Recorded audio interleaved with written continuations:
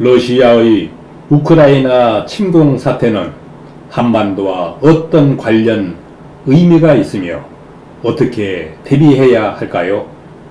우크라이나 사태가 악화할수록 남북관계 위기 상황이 될 수 있다. 한국이 대비해야 하지 않느냐는 안철수 대선 후보의 TV 토론 질문에 국민의힘 윤석열 대선 후보는 어찌 될지 잘 모르겠다고 답변했습니다. 우크라이나 사태는 우크라이나의 나토 가입 문제인 개별 국가의 외교 정책이 유럽 안보 질서 재편을 둘러싼 나토 중심의 미국 패권 전략과 유럽 안보에서 배제된 러시아 슬라브 민족주의 안보 전략의 충돌로 확대돼 폭발한 것이라고 합니다. 우크라이나 사태로 폭발한 유럽 질서 재편 갈등이 동북아 질서 재편을 둘러싼 미중 패권 경쟁, 나아가 세계 질서 재편 갈등으로 확산될 수도 있습니다. 미국의 국제정치학자 지비그뉴 브레진스키에 따르면 한국과 우크라이나는 강대국들이 충돌하는 지정학적 중추국이라고 합니다. 유럽의 질서 재편 갈등이 지정학적 폭발점인 우크라이나에서 터진 것처럼 동북아 세계 질서 재편 갈등이 한반도에서 폭발할 수도 있다는 얘기입니다. 윤석열 대선 후보는 경북 상주에 배치된 고고도 미사일 방어 체제로는 수도권 방어가 제한되기 때문에 수도권과 경기도 북부 지역을 방어하기 위한 사드 포대를 추가로 배치하겠다고 주장했습니다. 이와 아울러 한국과 미국 간의 미사일 방어체제가 필요하다고 강조했습니다. 중국과 러시아가 가만히 있을까요? 사이드 레이더는 유연성이 매우 뛰어나 북한에 맞춰놓은 탐지거리 모드를 중국이나 러시아를 향한 원거리 모드로 쉽게 바꿀 수가 있습니다.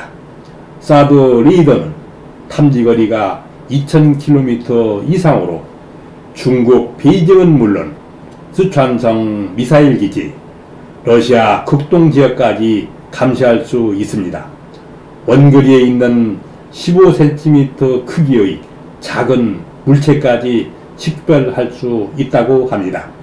사드 레이더는 중국의 미사일 전력을 무력화할 수도 있습니다.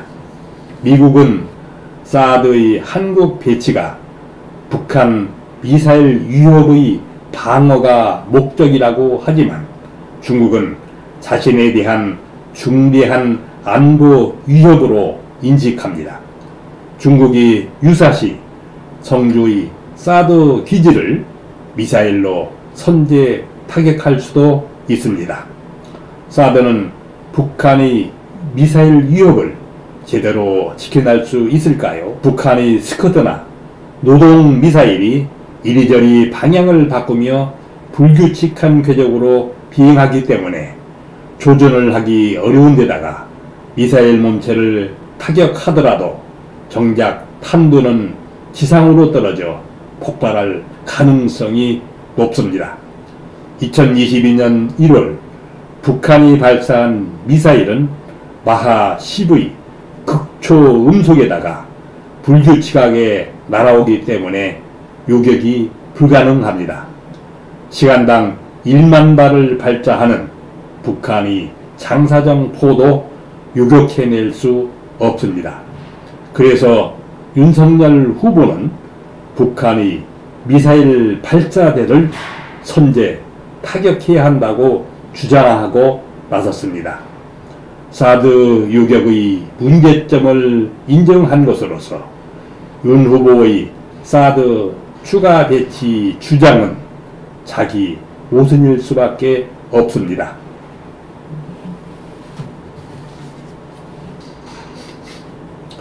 통상 적의 미사일 공격은 준비, 발사, 상승, 하강 단계로 이루어지며 발사 이전 준비 단계의 징후를 파악해 선제 타격으로 제압하겠다는 것이 길치연의 핵심입니다. 탐지해서 제압하기까지 30분 안에 끝내자는 것이 선제 타격의 개념입니다. 북한이 위치가 노출되고 고정된 미사일 발사대에 30분 이상 액체 연료를 투입한 다음 미사일을 쏘는 재래식 공격 방식일 때 비로소 가능한 개념입니다. 북한은 2022년 1월 미사일 발사에서 연료 주입 단계가 필요 없는 앰플 연료를 사용했다고 발표했습니다. 북한 미사일의 준비 단계가 생략돼 없어진 것입니다. 게다가 위치를 미리 알 수 없는 이동식 발사대, 철도 차량 발사대에서 미사일을 발사했습니다. 무엇을, 언제, 어느 목표물을 선제 타격할 것인지 미리 설정할 수 없게 돼 있습니다. 윤석열 대선 후보가 주장하는 선제 타격은 사실상의 선전포고와 다름없습니다. 문제는 북한의 핵공격 징후를 100% 확신할 수 없다는 것입니다. 북한의 핵공격이 임박했다고 잘못 의인했을 경우 이로 인해 전면적인 핵전쟁의 재앙을 초래할 수도 있습니다. 미국은 한국에 사드를 배치하면서 북한이 미사일 위협으로부터 오로지 한국만을 방어하기 위한 것이라고 약속했었습니다. 그러나 최근 들어 미국은 상주 서드를 세계 전략 자원의 미사일 방어체제의 일환으로서 중국과 러시아를 그 대상으로 삼는다고 말을 바꾸어 공개적으로 언급하고 나섰습니다. 중국과 러시아가 가만히 있을 리가 없습니다. 국민의힘 윤석열 대선 후보가 한국과 미국의 미사일 방어체제가 필요하다면서 사드 추가 배치, 선제 타격을 주장하는 것이 미국이 주도하는 신냉전의 선봉에 서겠다는 것 아니겠습니까? 우크라이나처럼 우리의 의사와 관계없이 강대국들의 분쟁이 휘말려 한반도가 강대국들이 전쟁터로 전락해 희생될 수도 있습니다. 한반도의 평화를 수호할 평화의 전략이 절대적으로 요구되는 절체절명의 상황입니다.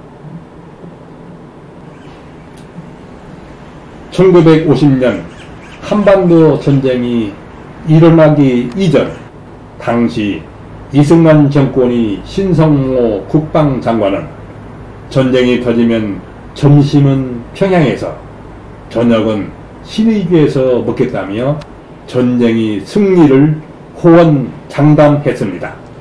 그러나 막상 전쟁이 터지자 사흘 만에 서울을 북한군에게 내주고 대전으로 주랭랑을 치기 위해 한강 철교 폭파까지 하면서 도망가기에 급급했습니다. 국민의힘 윤석열 후보의 안보관이 한반도 국가와 국민, 민족을 수호하기는커녕 핵전쟁의 파멸 위험으로 몰고 가게 되는 것은 아닌지 참으로 우려하지 않을 수 없습니다. 평화주권방송 알라좀TV였습니다. 고맙습니다.